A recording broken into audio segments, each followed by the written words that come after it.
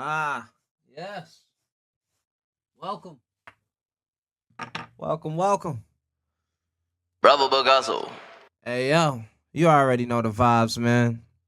Today we gonna talk about a movie that I watched recently called F1, Formula One racing. Um it's that to me that's a classic. You know what I'm saying? Like hands down, one of the greatest movie, like one of the best movies I've ever seen. You got Damson Idris playing as Joshua Pierce. You got Brad Pitt playing as Sonny Hayes. These two guys, of course, there's other actors as well, but these two guys in this film, man, they share like a special dynamic that I wanted to touch bases on. And that dynamic is teamwork and knowing when to put the ego aside for the overall, for the greater good of the overall, and allowing each other within that team to take the shine or take the lead, whether it's a form of strategy or whether it's a form of, look, man, like all moving parts and components of a team, right? It's not just the cars, you know uh racing on the obstacle course. It's the timing of when you go to the pit stop and get your tires changed and get whatever parts replaced based off if they were broken or worn down or whatever it is, and to be efficient, to be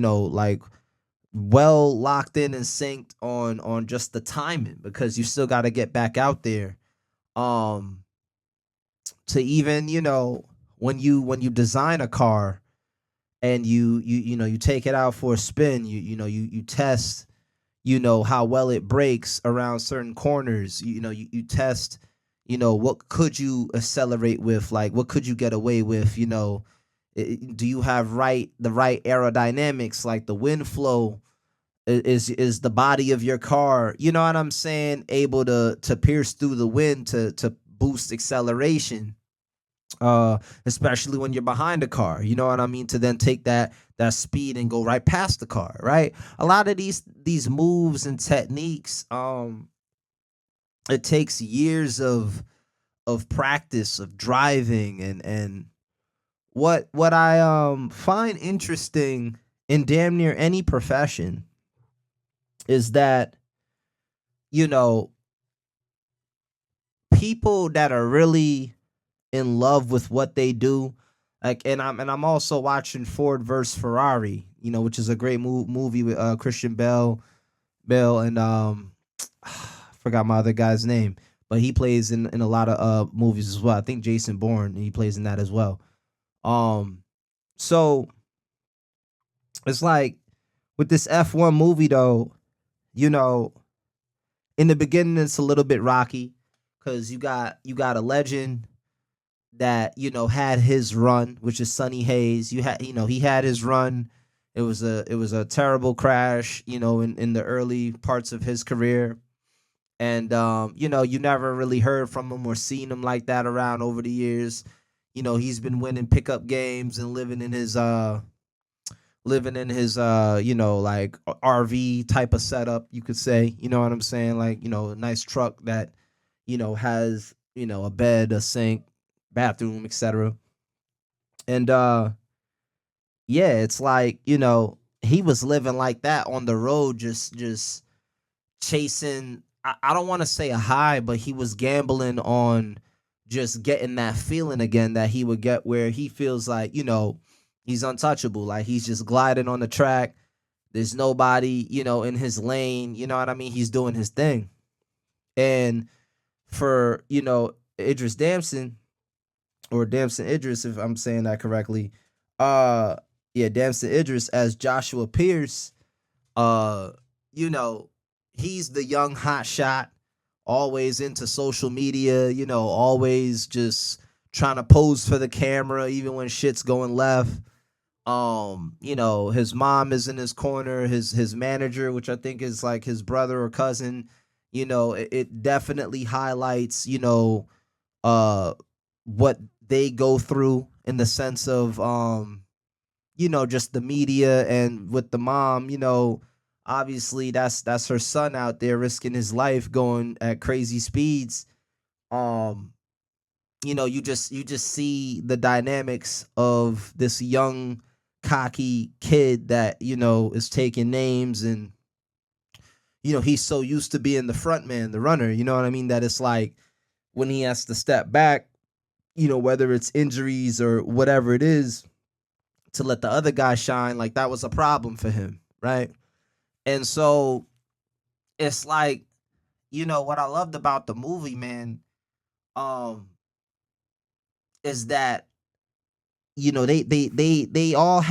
both had their different practices of how they get ready to go on the field and do their thing. Some would, Sonny, he would jog on the whole track, or he'll do hand-eye coordination with the tennis balls, locked in with the music, simple but very effective when you think about it.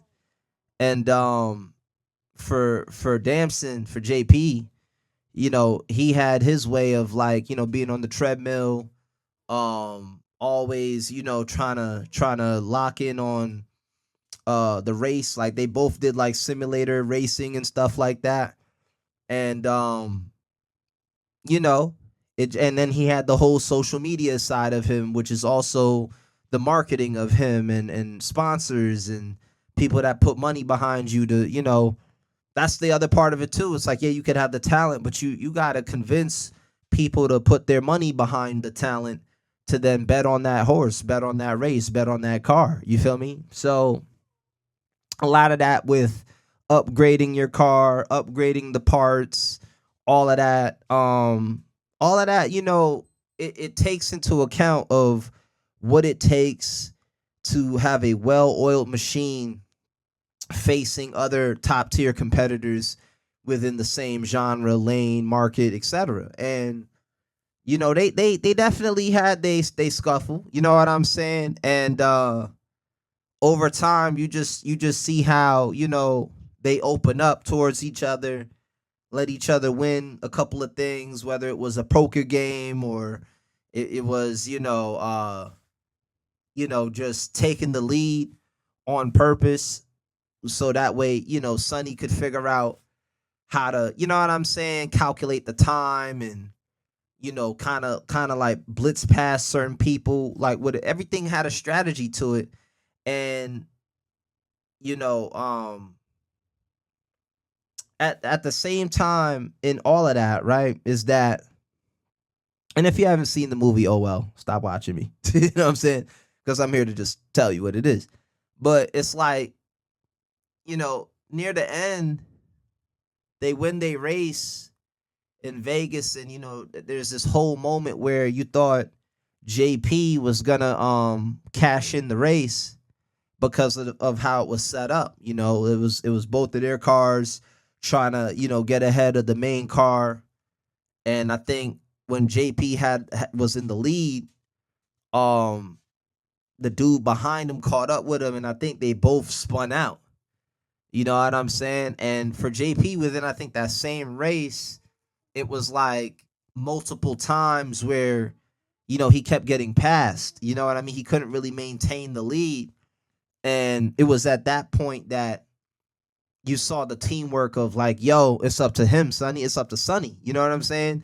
To just go in and Sonny, he's an older guy, probably was in his 40s or something like that, 50s maybe, but he's an older guy. And it's like, for him, having that moment where there was nobody running an interference, he was just gliding, making all the right turns, just breathing smooth, you know what I mean? And for him to win it for the team, um, and to celebrate just enough and then pull away, to be in his own world and just leave while everybody is still celebrating, I thought it was a masterclass. It was something that I do often. Like, I get into my bag of like it might seem depressing or whatever, but like only a very few people will understand it. Like, yeah, you won, and you want to pop the bottle and just live it up and but then it's like it's this moment of like, wow, like,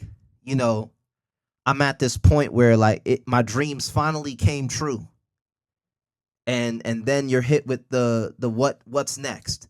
What do I do next? You know what I'm saying? And you might think to yourself, like, yeah, you could have celebrated all the way in that moment and really go in because, it took a while for you to get to that point. So it's like, why not? But I think the older you get, and just with anything that you love doing, when you put in enough time with it, it's like the enjoyment was really for self. It wasn't so much to celebrate with everybody, to brag and boast in front of everybody. It's not really so much of that. It's so much like, yo, like I finally did that. I always wanted to, and now that it's done, like, I'm a sail off to the sunset and do something else, find something else. And Sonny, when Sonny and JP had that moment, of Sonny like walking away and being like, yo, it's on you now, like you celebrate, that's your team. And they just had that moment. I thought it was very mature from both of them, as well as realizing that, like, yo, like there's much more to life, you know what I'm saying, than always trying to compete with somebody, or trying to, outdo the next man. It's like learning when to play the background, learning when to let somebody have their moment, and then hopefully when you have your moment, it might not be the same people that you let have their moment bigging you up, but for those that can find it within themselves to put away their pride and their ego and be like, nah, like I've been watching that dude race and drop tracks or paint or whatever it is, or dance, whatever it is. I've been watching that person grind for over 2-3 decades. You know what I'm saying? Like he never gave up. She never gave up. And because of that, I'm here to salute that. I'm here to clap that up. And you know what I'm saying? And just show respect and honor to that. You know what I mean? Because a lot of people, they give up on their dreams. They give up on their dreams, man. And you know that in that moment for Sonny, I think he found like dune buggy racing or some shit like that. Like he was out in the desert just riding them type of whips. You know what I'm saying? The big joints with the big wheels just going ham. You know what I'm saying? And it's like whether there were like competitions with that style of racing or not, he's just going out for the adventure of the game, the love of the game, to just keep driving, because that's what drives him. You know what I'm saying? And when I think about that, I just thought about like, where I'm at with music. What does that mean for me in my life? You know, um, am I hungry to be competitive, or am I just hungry to just constantly uh see what I could do with the music? What cool sounds I could make, tricks I could do within it, flow wise or bar wise. Like I still get giddy of coming up with something cool that I never heard anybody say. Doesn't mean that nobody said it. It's just I haven't encountered that person. So when I have the chance to hear me say it, and then add context and more layers to it to make it personal instead of just the surface layer bar, it's like I still get hype about that. I still got the love to write some fly shit and then show it to the world. You know what I'm saying? And Damson Idris, he realized that. JP, he realized that. He was like, yo, like what Sonny told him was true. Like the internet is just pure noise. You know what I'm saying? It's just pure noise. Like, it's a million and one distractions coming at you.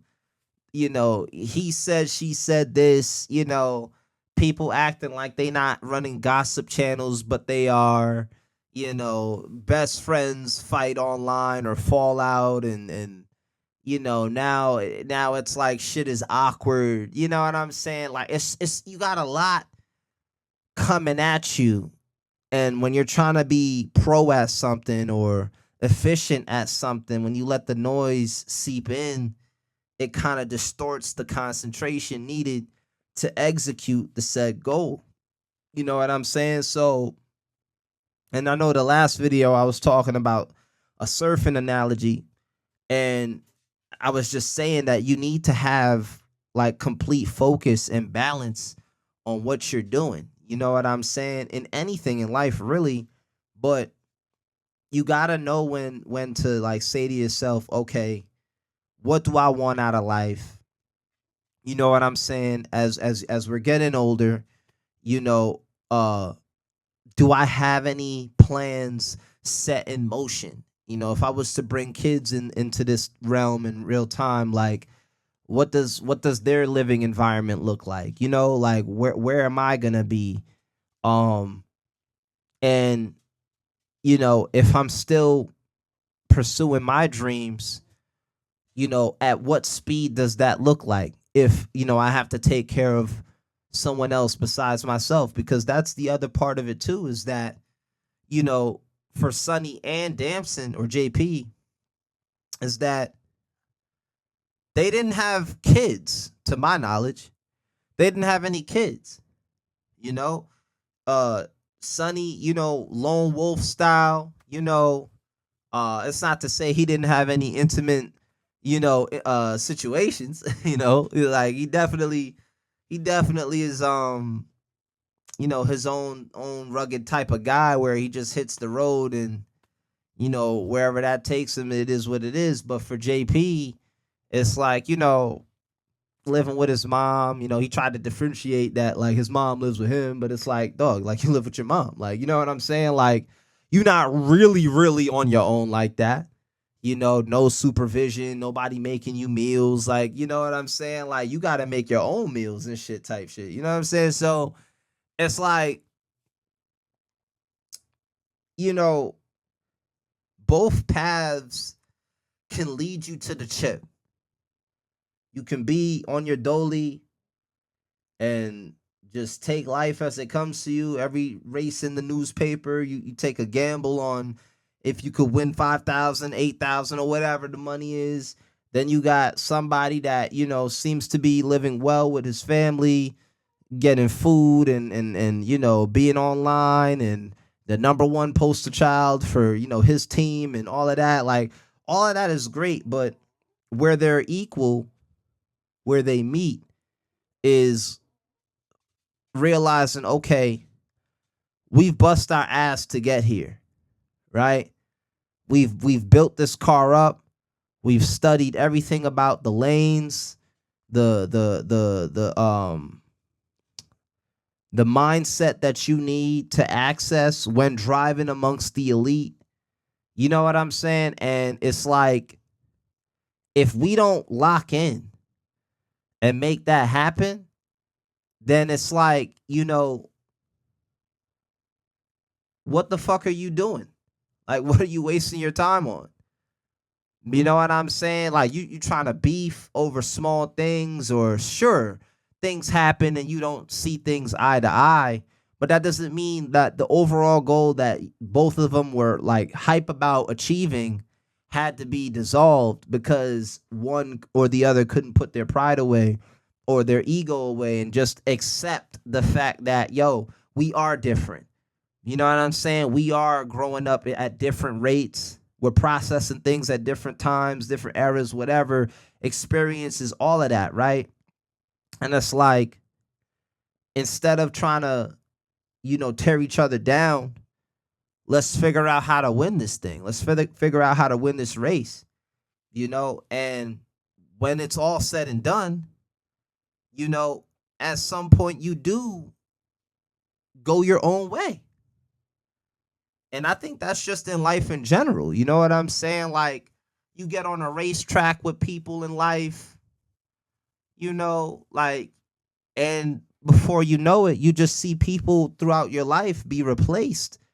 Whether people had their own ambitions of what they wanted to be, or if they wanted to do things different, or maybe they were at a consistent losing streak. And so it was just like, for them, if it was all about winning, then it's like, if they don't win, then there's no need to keep doing the thing, right? But it's like, that's what separates the real winners from the losers. You know what I'm saying? You can't fault somebody for trying and failing, but they're still trying. Like, a lot of people think that just because you sign a deal, you're professional all of a sudden. It means nothing. You know what I'm saying? Because at the end of the day, your boots could still get smoked by somebody that's not in the league. It's just that they're not as focused to be a part of that overall system. And then at the same time, you got somebody like that sure, they might not care about the industry, but you can't be mad if then people steal your ideas, which we know this to be true, and then they run off with your shit and you just didn't get hot fast enough. It's like, you got to understand that even if they didn't steal your idea, but they landed on the idea, you know what I'm saying? We don't really own anything. Whatever we tap into is what we tap into in the moment that we tap into it, and it's really up to us to further, like, exploit that and expand that, if that's what we really want out of it. And for Sonny, he went pro. He raced pro. His friend, he was like, "Yo, I need you. You one of the best guys I know." And he locked in, and he was able to get there because of past experience, of current experience, being underground, winning races and getting chump money, chump change, whatever. Like, that all built up for him to then hop in the league and really shake shit up. And for the kid that, probably didn't have, not probably, he didn't have all of that experience that Sonny had, because he's only, like, probably in his 20s or something like that. You know what I'm saying? But he's a pro in the industry standard, right? But just because he was there, that doesn't mean the work stops. Like, you like, you're just getting started. You know what I'm saying? And so when the OG got, like, strategies that, it kind of baffled the whole team and organization, including the racer JP, they were kind of just like, that doesn't make sense. That doesn't, da, da, da. And then when the concept was proven, like, to be true, that's when it's like, yo, like, this guy knows what the fuck he's talking about. We might not agree because we've been so used to doing what we do, right? But you know what I'm saying? Like, why is he here then if we're just gonna keep doing the same shit that we've been doing and it hasn't been working as effective? If we have the new guy here, let's hear him out and let's see what strategies we could implement in our new game facing these new competitive racers. And so, life is a marathon, not a sprint, to quote the late great Nipsey Hussle. You feel me? And that movie is goated. 10 out of 10 from me.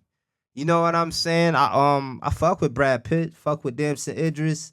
I think they cleaned up nice on that shit. And ask yourself, like, whatever it is that you do, whether you do it really well or not, like, what are you in it for? And once you identify that, I'm pretty sure at that point your brain will start working towards what to do to get what it is that you want. You know what I'm saying? And then when you get it, what next? Are you gonna continue on doing what you do because of the love of the game? Are you gonna pivot into something else that might remind you of that, but it's just something else entirely different? Or, like, where do you see yourself? Because nothing lasts forever, man. And that's why people hating on anybody doing them it's ridiculous. It's ridiculous. You know what I'm saying? Like you shouldn't feel the need to hate on somebody just because they working on themselves and minding their own business, and you know what I mean, and they attending to what they got to attend to. Like, you shouldn't be like that. But of course, when your aura and when your intellect offends people, You know, that's unfortunately what the offended do. You know what I'm saying? Even if you didn't mean to shoot anything their way, they take it that way because they feel like there's still something lacking within themselves. And when they see you do your thing, it just reminds them of what that is, but they don't ever confront it, which goes back to the fear I mentioned earlier in the last vid. So, you know, yeah, man, F1 was classic to me. Definitely a movie I'd buy again. Uh, or buy just to have, but watch again. You know what I'm saying? And I mean, yeah, for me, I'm gonna continue building my race car. You know what I'm saying? And we have been before we've been watching the movie. I just felt like since it correlated so well with, my brand and what I got going on, like it was only right to talk about it. So let's talk about it. You feel me? Till next time, I love you guys. We're gonna be back at it again real soon. Deuces.